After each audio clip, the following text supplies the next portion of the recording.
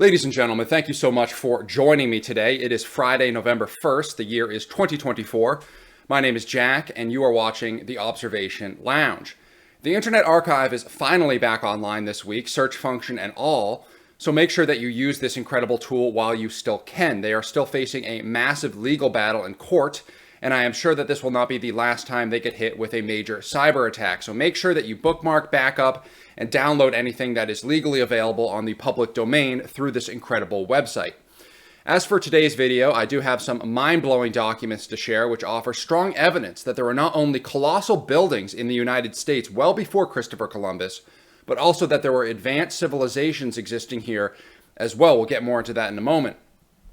In the second half of the show, we're also going to do something I haven't done in a while, which is to look through some images of the World's Fairs and try to figure out what is really going on. Now, I've been trying not to cover this topic all the time because there's already so many other channels covering it, and we've covered it before, and I really don't want to be yet another channel beating the dead horse on these ridiculous construction narratives. We already know something's going on here.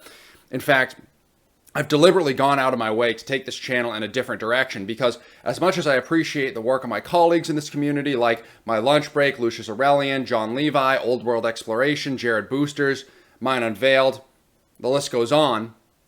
I mean, I really appreciate the work of these guys. They've paved the path for this movement and red-pilled so many people about our hidden past. So I have nothing but respect for these guys. But with that being said, I do not believe that there is enough people in this community doing research, analyzing these old documents, truly reading through these historic texts and trying to piece together things from a textual or text-based perspective. It's basically just me and Ancient Historia doing this. We're the only two that I'm aware of. If you guys know more people doing this kind of research, please by all means let me know in the comment section below. I'd love to promote them on this channel or collaborate. But as far as I'm aware, we're the only two doing this level of research. And speaking of Ancient Historia, Luke and I are planning to do another podcast soon that will hopefully be out in the next month or so. I have a very busy schedule right now, and I just haven't had time to set things up for a session. So it's really my fault. He's reached out to me a couple times. But just be on the lookout for that. We should be able to link up here in the next month or so. Very smart guy, Luke over at Ancient Historia. Him and I differ on a few different things. But I've personally been blown away by his attention to detail and his discernment when it comes to the Tartaria narrative. So if you're not already, go ahead and head over to his channel, Ancient Historia on YouTube, and subscribe. Very impressive individual. But with that being said, let's jump into our historic texts here. I'm going to share my screen. So this is not the one that we want to look at first. We're going to look at the symbolism here in a minute. But the first thing that we want to look at, this is the American Nations Volume 1. One of my subscribers sent this to me on Twitter. Goes by the name of Carson Cruz on Twitter. So this particular book is named The American Nations, or Outlines of a National History of the Ancient and Modern Nations of North and South America by Professor C.S. Rafinesque, published originally in 1836. So the excerpt that I wanted to read that was pointed out to me by Carson is on page 26 here. And this just blew me away, guys, because it further corroborates some things that we've learned in text that I'm going to show you in a moment here. But this one in particular is just mind-blowing. So the text writes, "The Americans had long before Columbus large cities built of stones, bricks, or wood, with walls, ditches, temples, and palaces, some of which were of immense size and population. One of them, Atulum, near Palenque, was 28 miles long, equal to Thebes, Babylon, and Kinauj in size and monuments. Nearly all the ancient sciences and useful primitive arts were known in America, as well as commerce and navigation, symbolic and alphabetic writing, nearly all the Asiatic religions, etc. The most civilized nations had even colleges and universities, canals and paved roads, splendid temples and monuments." Now, we've seen, South and Central America, how there's like the Aztec pyramids and the Incan pyramids, and we know that there were large-scale civilizations down there. But when have you ever heard of paved roads or giant temples or colleges and universities, canal systems, monuments? I haven't heard anything to this extent. And it appears to me that he's talking more than just about Central and South America. He's talking about North America as well, as is the name of this particular book, right? I mean, the book is labeled Explorations of North and South America. Now, I'd have to dive more into the nitty-gritty to confirm that. He doesn't specify in this particular excerpt. But I really need to read through this. I mean, he's talking about Genesis, Moses, Noah. I mean, I'm going to dive deeper into this and give it a thorough read in the next couple of weeks. And I'll let you guys know what I find. I already have like 20 books on my list to read here, so I really got to get to work. But this excerpt really blew me away, and it's got me intrigued. So I'm definitely going to look into this further. But again, just if you look at page 26 here, talking about the Americans long before Columbus, large cities built of stones, bricks, or wood. I've never heard of this before. You know, he's not just talking about pyramids like the Aztec or the Incan Empire. He's talking about temples and palaces too. So, where is Atollum? He's just giving the example. Where's Palenque? This must be in South America, right? Yeah, this has got to be in South America. Yeah, it's in Mexico, Central America here.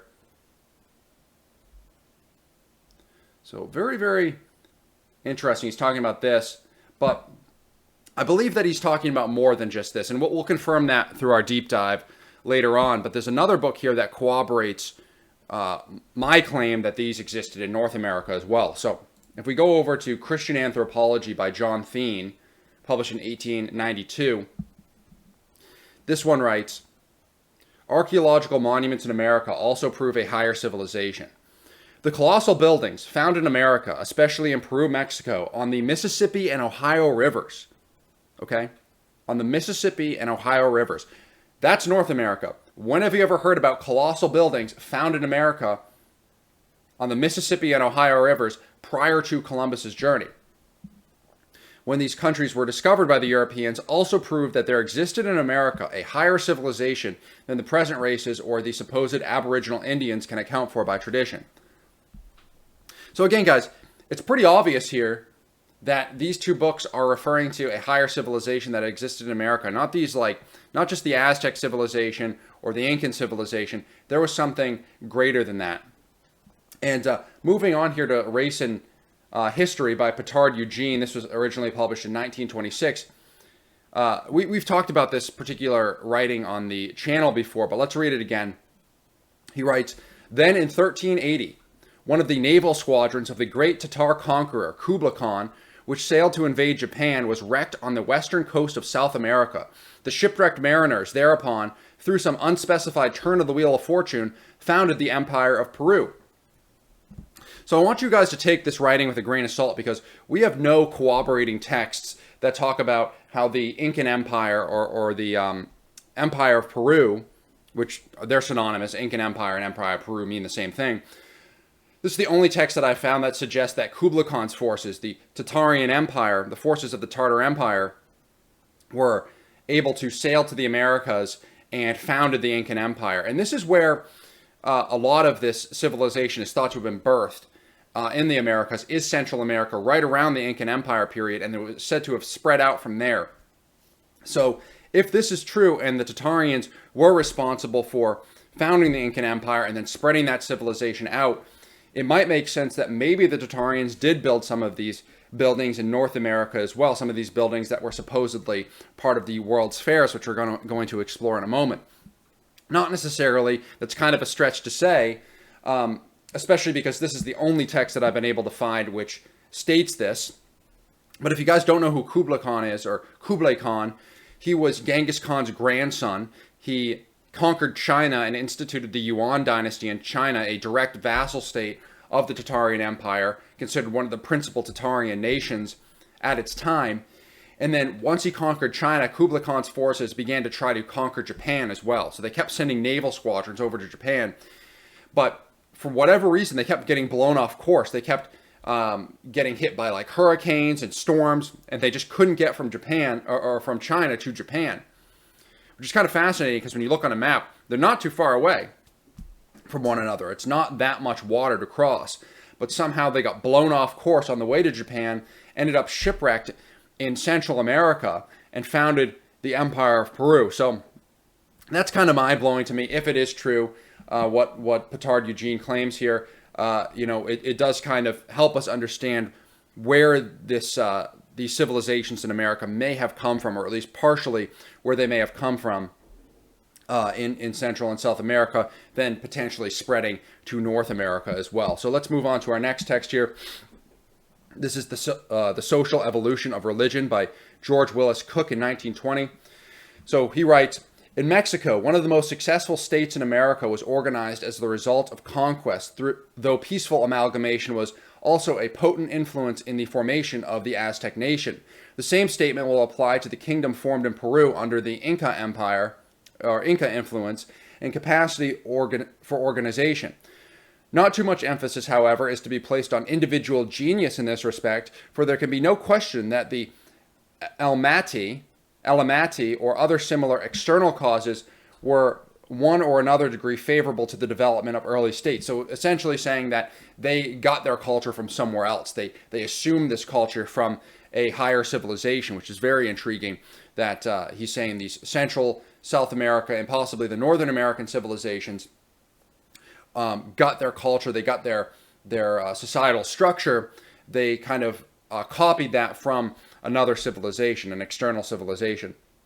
So he goes on to write, all the advanced civilizations in America originated from the region extending from Mexico along the Pacific coast as far as northern Chile. The political development in this narrow, though much extended region was not continuous. But here were all the most advanced growths and the presence of only genuine states. In Mexico, Central America, New Granada, Colombia, and Peru, tribes had been combined, political power had begun, and had advanced to a considerable degree of perfection. In Peru, especially, one of the most highly organized states along communal lines had been secured. So let's move on to our last text here for today, which, by the way, the login feature isn't completely up on archive.org, so I can't actually look at the text itself. Like, let's say I try to go on here, it's just going to give me the limited preview. But the API is working, the search query function is working, so we can get this little excerpt here from this book titled Sinister Forces, published in 2011. So our author writes here, thus the story of the Book of Mormon is not the end of our quest because it poses more questions than it answers. What did Joseph Smith see in the woods that night in 1823? What was the actual source of the Book of Mormon if it was indeed a total fabrication? Were there any advanced civilizations in America other than those in Central America which predated Columbus and which would have fit the Mormon chronicles of early American settlement? So I found this really interesting and worth including because I was recently watching a John Levi video on Salt Lake City, Utah, where it's the Mormon capital of America, essentially. And there are stories, myths from Mormons who believe that Salt Lake City was mostly already intact when they assumed it. So there were already all these empty buildings. It was basically a vacant city that was already constructed in Salt Lake City, Utah, that the Mormons discovered, and they're like, we got to move all our people here. We got to move in and assume control of this city. So that's the legend that was posed by John Levi in his great video. I'll see if I can dig it up and leave a link in the description box for you guys to go check that out.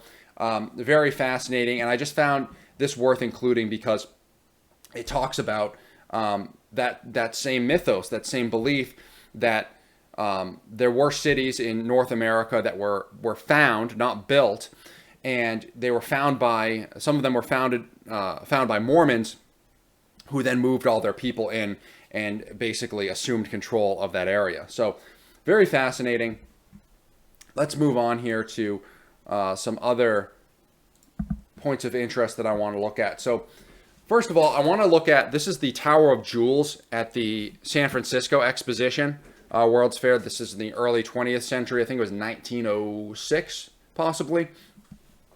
So I want you to take a look at this and see kind of this tiered tower look.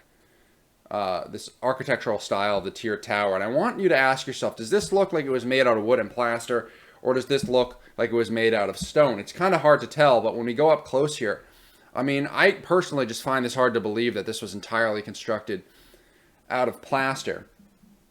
And even if it was, I mean, my God, what a beautiful piece of architecture that they were able to put together, even from a temporary standpoint. The beauty of these spheres is just phenomenal. Let's move on here. Here's another look at kind of the tiered tower. We got the fountain here. They're on top of a globe with looks like an angel riding a horse, and then or a man riding a horse, and then two angels in the top trumpeting. I mean, just the beauty of these is mind-boggling. I wish that something existed like this today that we could go enjoy. And you'd think that we're, over a century more advanced than this civilization, so we're made to believe, wouldn't it be easy to throw something like this together nowadays? It was supposedly cost millions and millions of dollars back then. It should be easy for us to produce something like this nowadays, but we don't do it.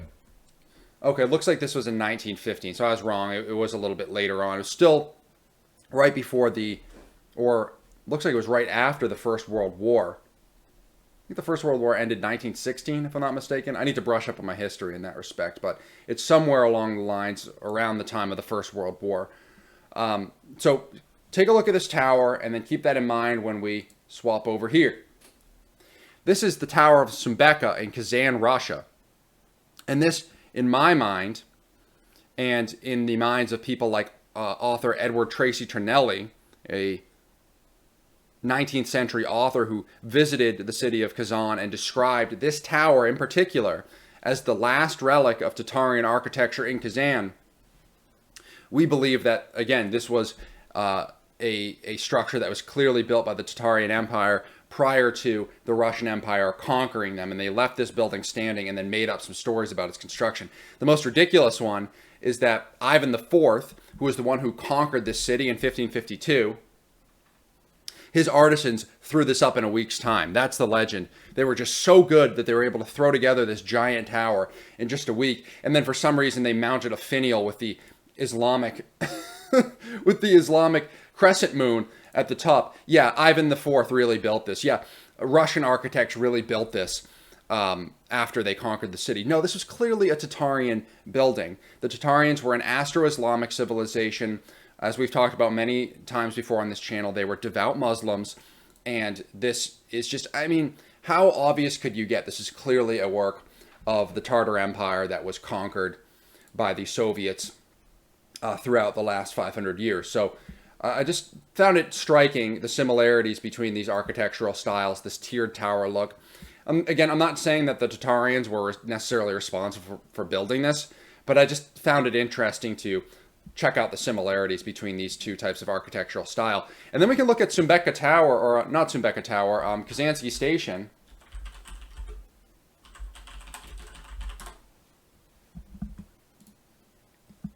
And this is another work that I see as a clear depiction of Tatarian architecture. It's got the tiered tower style.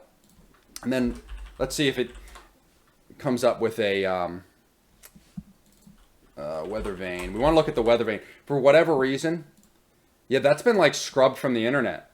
The weather vane on the top, I like literally can't find it anymore. First of all, it was blurry images, and then I think they just removed them because they don't want people drawing attention to it. Here we go.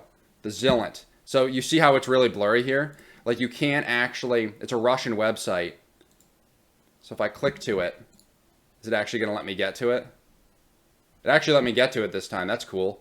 So maybe it's just weird troubles because of the war or whatever, but it's been very difficult for me to find or to get clear pictures of this. So I'm actually going to save this right now.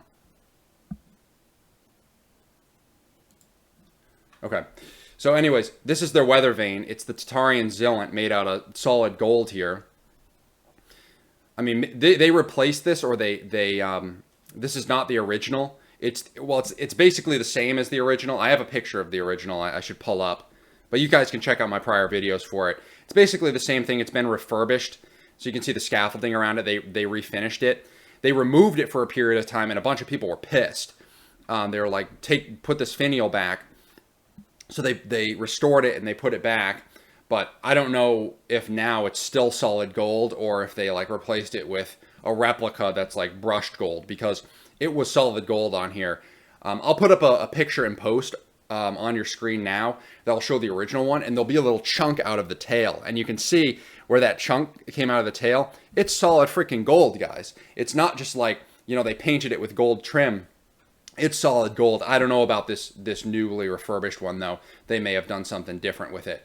But anyways, the point is, this is a depiction of the Tatarian Zillant, and it is mounted on the top of this railway station that they said they built in 1940. I'm not going to go into it in great detail today because I've made so many freaking videos about it. You guys are probably sick about hearing about Kazansky Station now. But my God, how obvious can you get? This is clearly a Tatarian building. So the point is, you look at these buildings, the tiered tower style, and then you look at this Tower of Jewels at the San Francisco Exposition, and you're like, there is kind of an architectural similarity there. So I wonder what that's all about. Moving on here, let's look at our next picture here, which is the one in the thumbnail of this video. This is one of my favorite pictures of the World's Fairs. This is the World's Fair of Buffalo, again in the early 20th century. And just using my imagination here, doesn't this look like a civilization that just found this area or conquered this area? Like these towers had already been there for a period of time. It reminds me of like when, you know, one civilization would conquer another city. They would hang their flag over like the city walls that they just conquered. It kind of reminds me of that feel where it's like, oh, we conquered the civilization, or we found this city. We're going to hang our flag over this city, and as a way to symbolize that we are now the new owners of this area. So that's what I see here. By the way, guys, if you guys can find clear pictures of these plaques, I have not been able to find them. There's very sparse imaging of the actual plaques or the quotes that were on the arches at the World's Fairs or on these particular plaques on various monuments. So if you guys can find any, let me know in the comment section. Send them to me on Twitter. I'd love to see them. Because the ones that I have found, if you guys go check out my X profile, in my cover picture on my X profile, you'll see a picture of one of the arches at the San Francisco Exposition. And the quotes on there are just so profound. They really blow my mind, especially the one that says, they who know the truth are not equal to those who love it. And it just reminds me of like secret societies who are hoarding knowledge for themselves rather than spreading it to people. I've said this time and time again. I don't know exactly what the truth is. I'm just exploring it and trying to figure it out, same as you guys. But I truly love the truth. I don't want to hoard. I'm never going to hoard any, you know, esoteric or occult knowledge for myself. My goal with this channel is to explore these things and expose this to the public and try to spread that knowledge as much as possible. I am never going to hoard any pieces of information for myself, for my own selfish gain, as I believe some of these organizations are doing today. So moving on here, here's another one. This is at the St. Louis World's Fair. And this is, you know how we were talking about in the text before, how there were colossal buildings on the Mississippi and Ohio rivers? Well, the St. Louis is on the Mississippi River. Let me just confirm that. Yeah, there it is. It's right on the Mississippi River here.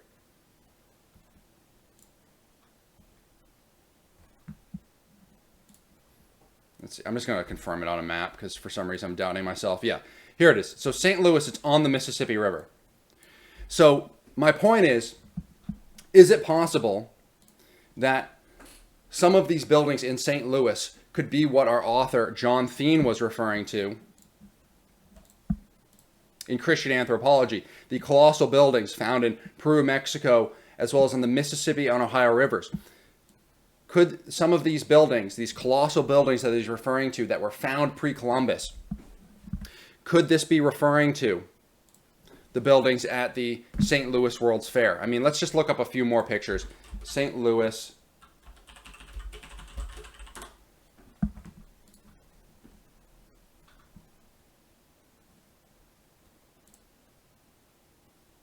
Yeah, this one's just spectacular. I mean, does this look temporary to you? And I've said this time and time before, guys, I don't believe every single building at the World's Fairs was a permanent building. But what I do think is that there were some permanent buildings already there. They built these fairs around them. Some of these buildings were made out of plaster. And then they tore everything down. So they built these temporary buildings around the permanent ones, and then they used it as an excuse to tear the whole damn thing down. So that's sort of where I'm at with this research. But again, I mean, not all of these could be temporary, in my opinion. I believe not all of these were made out of plaster. A lot of them were made out of stone, and the World's Fair was an excuse to tear everything down. I mean, just this one in particular, this does not look like it was made out of plaster to me. But anyways, this one, the point is, the colossal buildings found on the Mississippi River that John Thien was referring to, is it feasible that he could have been referring to some of these World's Fair buildings, these quote-unquote temporary buildings found at the St. Louis World's Fair? In my opinion, yes, that's exactly what he's referring to. So this is another one, the Palis of Machinery. I believe this is also at the St. Louis World's Fair, if I'm not mistaken.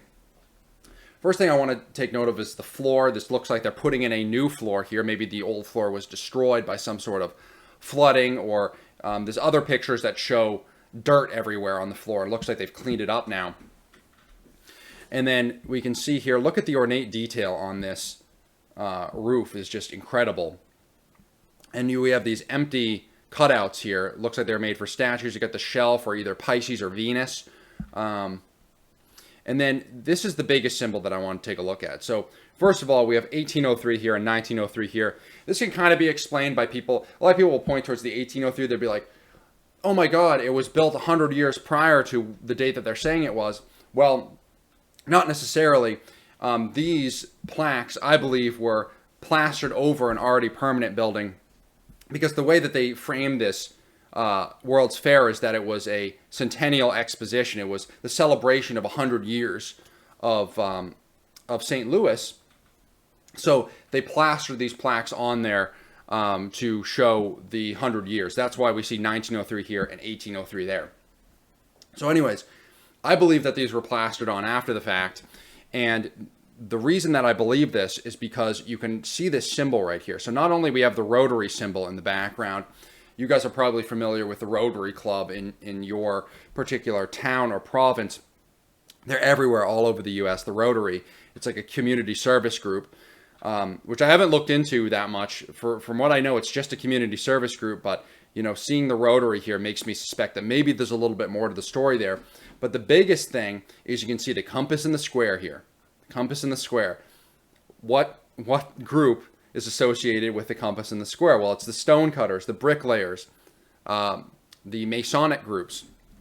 That's exactly what I believe this symbol is, and that's why I believe that these were plastered on after the fact. At least that's my personal speculation, but that's kind of where I'm at with this research on these particular buildings of the World's Fairs for now. So moving on to our next picture, we can see at the 1964 New York World's Fair, look, there's a big Masonic building, the Masonic Temple, or the Masonic Center at the 1964 World's Fair. So the Masons were involved in the 1964 World's Fair more overtly, and they were kind of more subtly, more covertly involved in these earlier World's Fairs as well, leaving behind their symbols, leaving behind traces of themselves.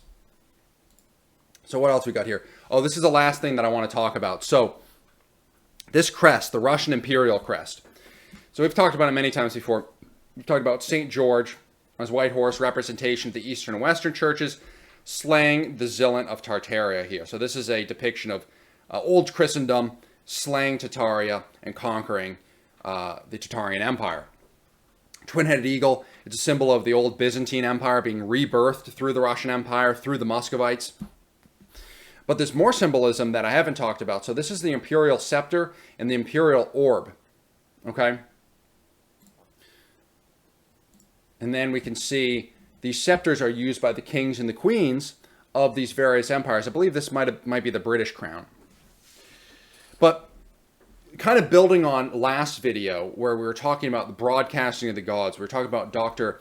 Constantine Mell's theories about scalar waves and how scalar waves were transmitted by these ancient temples. Well, how were they received? I believe that these were tools to receive and transmit these scalar waves. So I don't know exactly how they worked, but it kind of makes sense. You put this crown on, it can put you more in tune with these scalar waves. You can directly receive them, and possibly through this orb and this scepter that's in this Imperial symbolism, that can also be used to transmit or receive these messages or manipulate scalar waves in various other ways. So that's an idea that I want to dive into deeper and see if I can figure that out.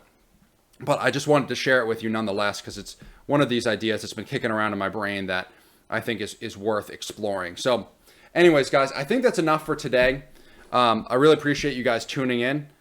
If you have any questions or comments, leave them in the comment section below. I love hearing from you guys, all your various ideas. A lot of them do help me put things together. More than once, I've seen a YouTube comment that set me down a line of research where I've really had my mind blown.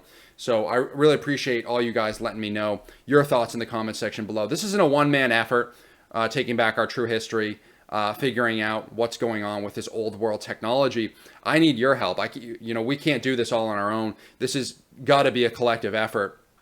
So again, let me know in the comment section below your thoughts. Have a great day, everyone.